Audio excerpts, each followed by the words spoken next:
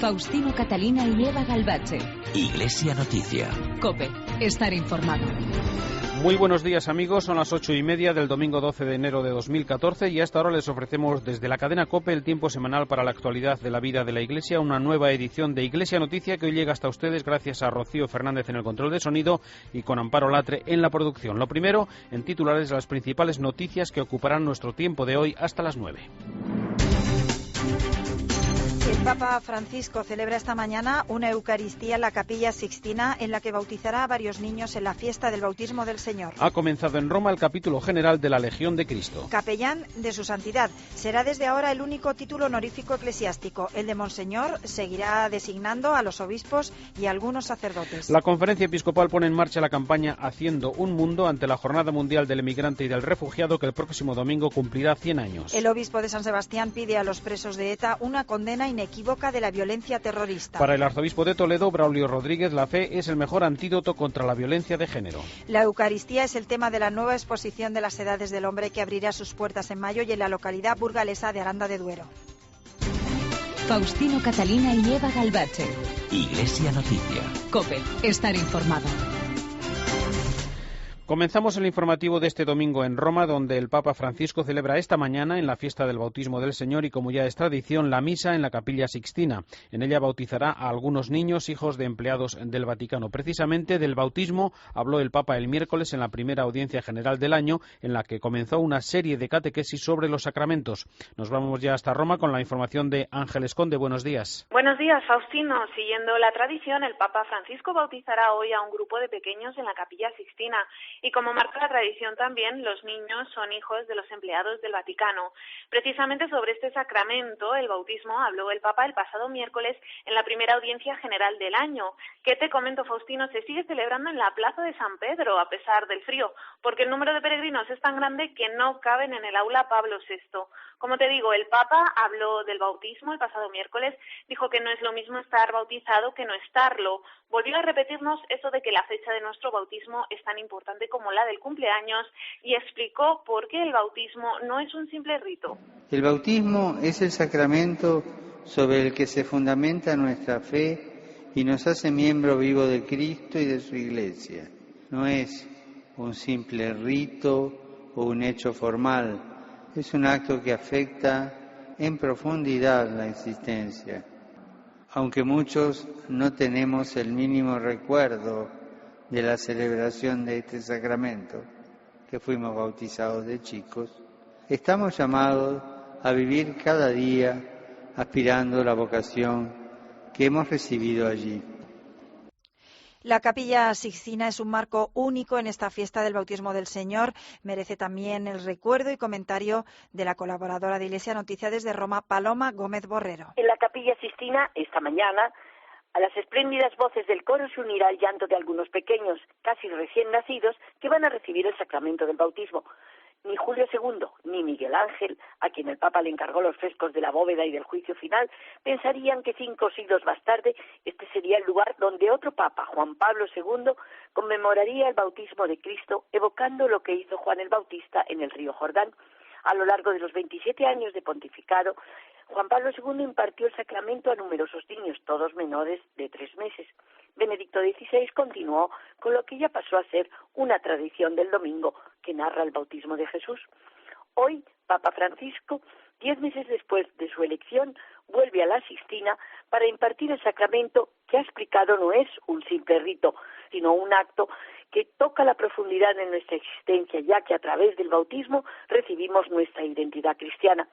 Con la espontaneidad y la simpatía que le hace tan querido y cercano, en el Ángelus, a los fieles que abarrotaban la plaza de San Pedro, les pidió que levantaran la mano todos aquellos que sabían la fecha de su bautismo. Fueron tan pocos que Papa Francisco aconsejó que se enteraran bien del día, que es tan importante y hermoso que debería festejarse más que el cumpleaños. Al escuchar las palabras de Papa Francisco recordé el bautismo de mi nieta. ¿Cómo podríamos olvidarlo? Aquella mañana, un domingo como hoy, en el que Juan Pablo II le impuso el nombre de Caterina. Y como ha dicho Papa Francisco, la niña abrió a Dios la puerta de su vida. Gracias, Paloma. No dejamos Roma, donde esta semana ha comenzado el capítulo general de los Legionarios de Cristo, en el que se aprobarán sus nuevas constituciones y se elegirá a los nuevos superiores. Ángeles Conde, cuéntanos. El capítulo general extraordinario comenzó el pasado miércoles con la celebración por la tarde de una misa en la que el cardenal Velasio de Paolis, que acompaña a la congregación desde 2010, pidió a los legionarios un espíritu nuevo. El jueves comenzaron las primeras sesiones por la mañana. En ellas, los 61 padres capitulares están analizando ahora mismo el informe del cardenal de Paolis y de los demás superiores de la congregación. Al finalizar este capítulo, los legionarios de Cristo tendrán un nuevo gobierno y unas nuevas constituciones que deberán ser aprobadas por el Papa. Este capítulo general extraordinario se prolongará hasta mediados de febrero aproximadamente, y en torno al día 20 de enero habrá que estar muy atentos porque ya conoceremos el nombre de los nuevos superiores. Los legionarios de Cristo han puesto en marcha una web para informar de estos trabajos, en la que, por cierto, también es posible unirse a una campaña de oración por los frutos de este capítulo general extraordinario. Pues otra noticia de esta semana es la decisión del Papa, comunicada por la Secretaría de Estado del Vaticano, de establecer desde ahora como único título eclesiástico honorífico el de capellán de su santidad. Mientras tanto, el de monseñor continuará usándose, entre otros, para obispos y quienes trabajen en las oficinas de la Curia Romana. Así es, quienes ya tenían este cargo lo conservan, no se les va a quitar, pero lo que ha hecho el Papa Francisco es limitar la concesión del título de monseñor. A partir de ahora, los sacerdotes diocesanos no se podrán llamar monseñor hasta que no cumplan los 65 años. Por indicación del Papa Francisco, la Secretaría de Estado del Vaticano hizo este anuncio a los nuncios apostólicos, que a su vez lo han comunicado en sus países. Hasta el Concilio Vaticano II existían 14 tipos de monseñores, después quedaron reducidos a 3 y ahora con esta nueva medida el único título honorífico que queda es el de capellán de su santidad. Parece, Faustino, que con esta decisión el Papa está poniendo freno a eso del carrerismo del que ha hablado tantas veces. Recordamos que en una ocasión llegó a decir que el carrerismo era una auténtica lepra. Muchas gracias, Ángeles. Feliz domingo. El Papa ha sido elegido en tercer lugar entre los 10 hombres clave del año 2013 por 50 representantes de los medios de comunicación, asociaciones de periodistas y diplomáticos de la China continental. Hasta ahora ninguna personalidad religiosa y mucho menos un Papa habían aparecido en el ranking anual elaborado por el Foro Internacional de Prensa de China. Mientras tanto, en Estados Unidos, el periódico The New York Times ha destacado en sus páginas la fuerza moral del Papa Francisco entre demócratas y republicanos, mientras el presidente Obama le cita en sus discursos al hablar de la economía de exclusión. Desde Washington, Juan Fierro. El Congreso de los Estados Unidos retornaba al trabajo esta semana con un debate y votación en el Senado sobre la ampliación de las prestaciones por desempleo a más de 1 millón de estadounidenses que perdieron su subsidio el pasado día 1 de enero. Un debate que, como el 50 aniversario de las políticas contra la pobreza que lanzó el presidente Johnson, ha puesto en un primer plano del debate político estadounidense recientes intervenciones del Papa Francisco. Como recuerda el New York Times en un artículo en su sección de opinión, los demócratas están aprovechando las palabras del Papa Francisco como una rara oportunidad para apelar a la fuerza moral del Papa e impulsar así una agenda de temas como la extensión de los beneficios de desempleo y el aumento del salario mínimo. El New York Times cita a políticos como el senador demócrata Richard Durbin, que afirma que a muchos de los que están en la arena política el Papa les ha dado aliento y les ha puesto ante un verdadero desafío: recordar y estar a la altura de muchos de los valores que les llevaron a trabajar en la vida pública. Desde el lado republicano, recuerda el New York Times, las palabras del Papa no han sido acogidas con tanto entusiasmo, aunque el republicano Paul Ryan elogiaba al Papa por insuflar nueva vida al combate contra la pobreza, aunque disentía sobre el libre mercado. El Papa, decía Ryan, viene de Argentina y en Argentina nunca han tenido capitalismo de verdad. Gracias, Juan. En los últimos días se ha recordado el 50 aniversario del abrazo del patriarca Atenágoras y el Papa Pablo VI en su viaje a Tierra Santa en 1964. Precisamente, el domingo pasado, el Papa Francisco confirmaba su visita a los santos lugares. Desde Roma, el comentario de Antonio Pelayo. El domingo pasado, el Papa Francisco confirmó oficialmente su visita a Tierra Santa. Será su viaje más importante en este año. Bergoglio había sido invitado a visitar Israel por el presidente Simón Peres, Jordania por el rey Abdalá y los territorios palestinos por su presidente Abu Mazen, pero sobre todo el patriarca ecuménico de Constantinopla, Bartolomé, le había propuesto conmemorar en Jerusalén el histórico abrazo que intercambiaron el 5 de enero de 1964 el Papa Pablo VI y el Patriarca Atenágoras. Al hacer el anuncio oficial de su viaje, el Santo Padre ha destacado sobre todo el encuentro ecuménico que tendrá lugar en Jerusalén y al que está previsto que asistan representantes de todas las iglesias cristianas presentes en la tierra natal de Jesús. La suya será, pues, una visita fundamentalmente ecuménica para relanzar la unidad de los cristianos. En el Vaticano se han estudiado bien todos los detalles del viaje para evitar errores y no herir las sensibilidades de judíos, musulmanes o cristianos en una región del mundo muy compleja y llena de prejuicios mutuos. Por eso se insiste en resaltar la importancia del abrazo que hace medio siglo se intercambiaron el Papa de Roma y el Patriarca Constantinopolitano, poniendo fin a un milenio de recíprocas excomuniones. Comenzó entonces una etapa de diálogo teológico y de mutuo acercamiento que ha aproximado mucho a las iglesias cristianas, pero no ha hecho desaparecer del todo las diferencias e incomprensiones alimentadas durante 1000 años. La visita tendrá también inevitablemente un contenido político y el Papa no dejará de lanzar una vez más su llamamiento a judíos y palestinos para que vuelvan a la mesa de negociaciones y pongan fin a sus hostilidades. La Santa Sede siempre ha sido partidaria de la coexistencia en Tierra Santa de dos estados que convivan pacíficamente. Ojalá esta vez sea escuchado. Francisco será portavoz también de un mensaje de paz para todo el Oriente Medio y en Amán se reunirá con representantes de los centenares de miles de sirios obligados por la guerra a abandonar sus casas y su país.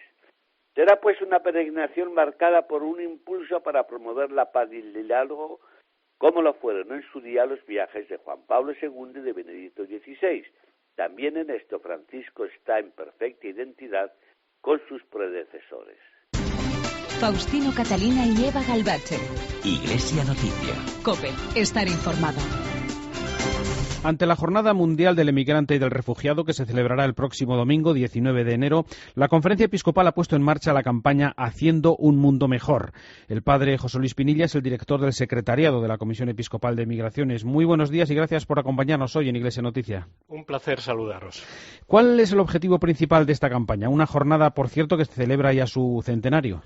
Efectivamente, todas las campañas tienen el objetivo prioritario de la sensibilización lo más amplia posible a todas las capas de la población para hacer notar el servicio impagable que creo que la Iglesia hace a los destinatarios de su acción en el ámbito de las migraciones. Sensibilización y aprovechar la jornada precisamente para un montón de actos, de reseñas, de intervenciones públicas y religiosas que pongan de manifiesto la riqueza que supone, como dicen los obispos, la presencia de tantos emigrantes españoles en nuestra Iglesia. De tantos emigrantes en España, perdón. Es una campaña que se ha presentado también con un vídeo. ¿Qué contiene ese vídeo? El vídeo lo que hace fundamentalmente es notar la importancia que tiene el cambiar el prejuicio y los estereotipos que a veces en parte de la población española sugiere la palabra inmigración, cambiarlo a términos positivos y pasar de el peligro que en determinadas conciencias supone la inmigración a convertirlo en que ese peligro es fundamentalmente ignorancia. Es decir, del rechazo, de la defensa ante lo migratorio, cambiar el chip para apuntar a la riqueza que significa el encuentro con los distintos para una nueva sociedad donde lo católico, lo universal, se haga muchísimo más presente también en nuestra Iglesia en España. ¿Y de qué manera están afectando los recortes sociales a los centros, a las personas, a los medios de acogida? Eso es una cosa llamativa, por lo cual la Iglesia ha hecho llegar precisamente su advertencia, ha hecho llegar su preocupación, ha hecho llegar incluso su denuncia ante estos recortes que en dispersos aspectos está afectando a los emigrantes, que, como decía oficialmente la Conferencia Episcopal Española, no son causantes de la crisis, sino víctimas de la misma. Y esto lo han remarcado muchas actitudes. En este aspecto, los recortes sanitarios, que afectan, entre otros, con mucha mayor crudeza a los emigrantes, cómo afecta el tema de los desahucios en los emigrantes, cómo afecta a veces medidas que rayan lo discriminatorio en la detención arbitraria, a veces de los emigrantes, su retención en los CIES, en fin, un montón de medidas que normalmente están afectando precisamente porque es la población más débil. Como decía nuestro obispo, don Ciriaco Benavente, decía, cuando la tarta del bienestar se achica, llegó a decir precisamente los primeros que pagan son aquellos que según el reino de Dios tienen más derecho a esa tarta del bienestar, nuestros emigrantes. Y un tema que a nadie deja indiferente es esa vergüenza de las concertinas en algunos puntos de frontera, ¿no? Así es. La palabra vergüenza me alegro que lo utilices porque no hacemos más que ser eco, y en vuestro caso con mucha más razón por ser medios, de lo que el Papa dijo a raíz de la tremenda desgracia en Lampedusa, repetida después en los desiertos del Sáhara con el abandono de un montón de migrantes muertos de sed. El Papa habla de denuncia. En nuestro caso concreto lo tenemos que hacer visible en esa realidad de las concertinas o de las vallas cortantes que dice el mensaje de los obispos, en este caso para el mensaje de este año, que se convierten en una dificultad añadida y que en distintas instancias por parte de distintas diócesis, Málaga, Santander, un montón de obispos pues han señalado precisamente como una dificultad añadida a la gran tragedia de todos esos emigrantes que tienen que superar precisamente un montón de dificultades. El obispado de Málaga hizo una incidencia muy importante en su momento a este respecto. Como sabéis, Melilla depende de la diócesis de Málaga. Él decía que además de las vallas cortantes hay que ir a las causas del conflicto, y las causas del conflicto están fundamentalmente en que no hay un desarrollo en la cooperación al desarrollo de los países de origen de donde vienen nuestros hermanos. Ahí es donde está la raíz del problema, que se traduce trágicamente cuando llegan a la puerta de Europa, pero diríamos un poco el daño hay que atajarlo con el desarrollo democrático, fomentando la paz, la cultura, etcétera, en los países de origen. Verías como si eso se fomenta, no habría tantas llamadas a la puerta en las vallas ni tantas concertinas que habría que quitar. Precisamente una delegación española estuvo hace unos meses en Marruecos viendo la realidad allí, ¿no? ¿Qué es lo que pudisteis apreciar en el trabajo de la Iglesia en esa prevención? Impresionante. Una delegación de cerca de 50 personas, entre ellas 3 obispos españoles y 3 obispos que trabajan en Marruecos. Nos quedamos impresionados por la labor con tan pocos medios que la Iglesia hace en Marruecos atendiendo a los emigrantes y los efectos colaterales que eso produce, de niños abandonados, de carencias de atención, de acogida, etcétera. La presencia que la Iglesia hace de manera callada, con el diálogo de las obras más que con el diálogo de las palabras, según decía muy bien el obispo Angrelo de Tánger, es para descubrirse continuamente.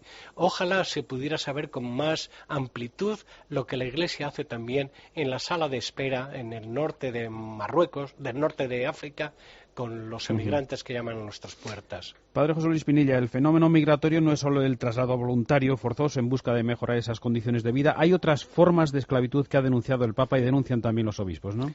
Claro, es que tenemos la gozada de este Papa Francisco que a mí me gusta decir que lleva en el ADN su carácter de emigrante, la gozada de que ha puesto el dedo en la llaga también en muchas de las consecuencias de la emigración. Cuando ya era arzobispo de Buenos Aires, cardenal en Buenos Aires, él tocaba mucho este tema de los efectos perniciosos a veces de una migración mal gestionada. ¿Cuáles eran esos efectos? La esclavitud de las personas por la trata laboral de las mismas, por la utilización de menores en talleres clandestinos, por el tráfico del sexo. No es un problema que afecte evidentemente solo a los emigrantes, pero a mucha parte de ellos sí les afecta, y está muy reciente con motivo de esas consecuencias, de esos flecos que la inmigración, por desgracia, a veces trae. No olvidemos, y perdona el paréntesis, que la migración también es un enriquecimiento y tiene muchos valores positivos para la sociedad, pero estos efectos negativos lo que hace precisamente es una preocupación por parte del Papa y de la Iglesia que se ha traducido en una permanente atención, traducida en congresos internacionales precisamente para abordar este fenómeno, donde han participado forenses españoles, personas de España, para cómo abordar el tema de la trata, del tráfico de personas, del abandono de los menores, en fin, todos estos efectos colaterales que trae el fenómeno de la inmigración, el fenómeno negativo de la inmigración, que insisto, tiene también muchos fenómenos positivos. En España también se advierte sobre este tema y de hecho tenemos el gozo de poder subrayar que en la Comisión Episcopal de Migraciones se han creado precisamente 2 secciones nuevas, una sobre el fenómeno de la trata, cómo abordarlo desde el punto de vista pastoral, y otra sobre el fenómeno de los menores en riesgos de exclusión. Son 2 secciones nuevas que intentamos responder desde nuestro modesto servicio en la Comisión Episcopal de Migraciones. Y podemos recordar también, apuntar por lo menos brevemente, en el mensaje de los obispos españoles para esta Jornada Mundial del Emigrante hay una serie de propuestas para el trabajo de la Iglesia. ¿Cuáles son? Precisamente los obispos en España son muy conscientes de que estos mensajes no pueden quedar solo en palabras, porque a veces las palabras se las lleva el viento. Por eso ya desde hace varios años están subrayando propuestas operativas para hacer más eficaz nuestra labor. En este sentido, apuntan algunas de ellas que yo simplemente me limito a sintetizar recomendando la lectura del mensaje. Por ejemplo, en el tema de la cooperación internacional, algo de lo que ya he dicho es buscar el desarrollo en los países de origen. Respecto a la migración que nos llega, incorporar sus devociones populares, armonizándolas con las españolas, pero sobre todo revertirlas también hacia los lazos de la fraternidad y de la solidaridad. Que la Iglesia se haga también presente en otros espacios no puramente eclesiales, como son el barrio, las escuelas, las asociaciones, para facilitar la comunión y la integración de los emigrantes. Insisten mucho en la aplicación de la doctrina social de la Iglesia, la gran desconocida, para que en la sanidad, en la vivienda, en la violación de los derechos de los inmigrantes, la Iglesia se haga cada vez más públicamente presente. Insiste en algo que a nosotros nos afecta muchísimo, que es el tema de que no se recorte para nada la hospitalidad para los emigrantes, que se favorezca el hecho de que se creen alternativas cada vez más dignas a los centros de internamiento, que se haga cada vez más real la presencia de capellanes en estos centros, en fin, y que se sigan, como no, abriendo las puertas de la presencia de la Iglesia en España, en las misiones católicas que tenemos en concreto en Europa para estos inmigrantes españoles, nuevos inmigrantes que ahora están llamando a las puertas de Europa porque, por desgracia, en muchos casos aquí no tienen trabajo. Pues con esos retos de trabajo para toda la Iglesia española nos quedamos. Padre José Luis Pinilla, secretario de la Comisión Episcopal de Migraciones, muchas gracias por acompañarnos hoy en Iglesia Noticia, aquí en la cadena COPE. Buenos días. Buenos días, feliz domingo, hasta la próxima. Faustino Catalina y Eva Galbache. Iglesia Noticia. COPE, estar informado. El obispo de San Sebastián, José Ignacio Munilla, considera que la paz carece de calidad si no hay un arrepentimiento profundo de los terroristas. También que el reconocimiento del daño causado por los presos de ETA es claramente insuficiente. COPE Bilbao, Eloísa Santiago. El obispo de San Sebastián, José Ignacio Munilla, ha repasado esta semana en COPE Euskadi varios temas de actualidad, entre ellos el reconocimiento del daño causado por parte de los presos de ETA, algo que le parece claramente insuficiente. Me atrevería a decir que la calidad, ¿no?, y lo digo con mayúsculas, que la calidad del proceso de pacificación en el que estamos inmersos va a depender de la cantidad y de la calidad de los arrepentimientos, ¿eh? De lo contrario, nos vamos a encontrar con una paz meramente estratégica.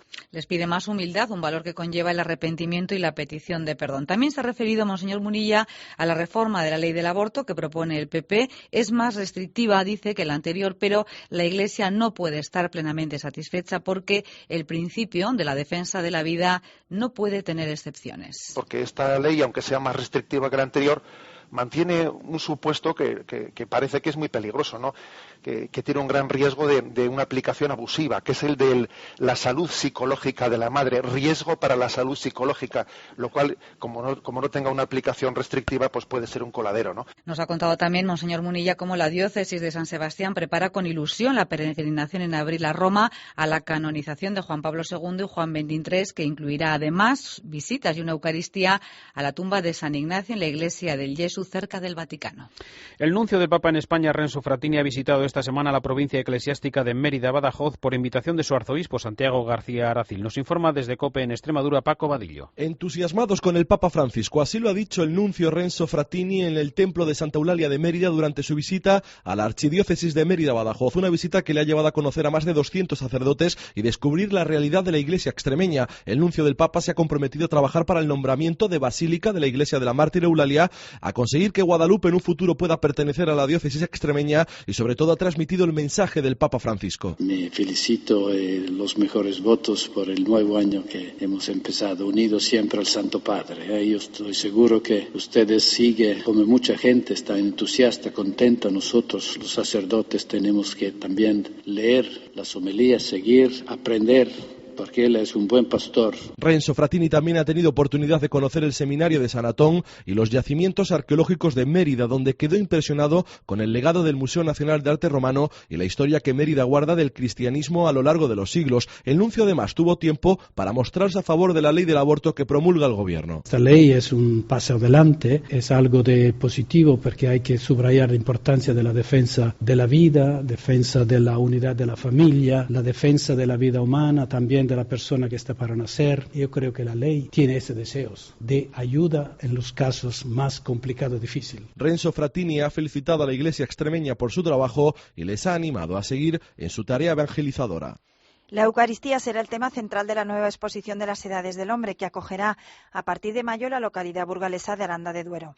En la presentación estuvo nuestro compañero de COPE Burgos, Sergio Corral. Alrededor de 130 obras de arte sacro podrán contemplarse en la 19ª edición de las Edades del Hombre, que bajo el título Eucaristía abrirá sus puertas en las iglesias de Santa María y San Juan de Aranda de Duero desde primeros de mayo hasta el mes de noviembre de este 2014. Monseñor Gilellín es el arzobispo de Burgos. La Eucaristía, como sacrificio, comida y presencia, es un tema antiguo y nuevo. No en vano es el centro de los misterios celebrados por los creyentes. Esto explica que siempre hayan estado presentes en nuestras exposiciones las obras de arte relacionadas con la Eucaristía. La muestra se estructurará en 4 capítulos. El primero desarrollará los elementos básicos de la Eucaristía, como el pan, el vino y el banquete. El segundo ilustrará la Eucaristía desde la perspectiva del Antiguo Testamento. El tercero tratará la Eucaristía en el Nuevo Testamento. Y el cuarto y último presentará las dimensiones esenciales como el banquete, sacrificio, presencia real del cuerpo de Cristo, celebración,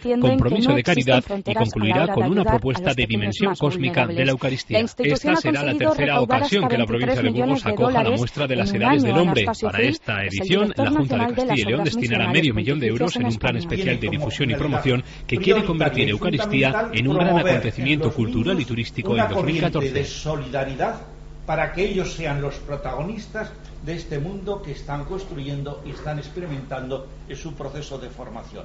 A través de juegos, talleres y donaciones, los niños desarrollan proyectos, la mayoría educativos, en más de 1000 territorios. Así está ocurriendo con los refugiados sirios. Según Nada Hayar, secretaria de Infancia Misionera en el Líbano, 1500 niños se están beneficiando. Ahora la vida económica es más difícil de antes, pero es algo muy interesante en los niños libaneses con los sirianos que intentan hacer algo para ayudar a los otros que son más pobres de ellos. En los últimos 5 años, España ha contribuido en Infancia Misionera con $25 millones. La institución lleva 170 años demostrando que los niños pueden cambiar el mundo con pequeños gestos. Hoy comienza en la localidad madrileña de Pozuelo de Alarcón la tanda de ejercicios espirituales para los obispos españoles. Y el arzobispo de Urgel, Monseñor Enrique Vives, representará un año más a la Conferencia Episcopal Española en el encuentro organizado por la Coordinación de las Conferencias Episcopales para la Iglesia en Tierra Santa y por la Asamblea de Obispos Católicos de Tierra Santa. Hasta aquí los minutos de Iglesia Noticia en este segundo domingo de enero. Les dejamos con la última hora de la actualidad en España y el mundo. Después llegará la Santa Misa. Un saludo de Amparo Latre, Eva Galbache y Faustino Catalina. Volvemos dentro de 7 días.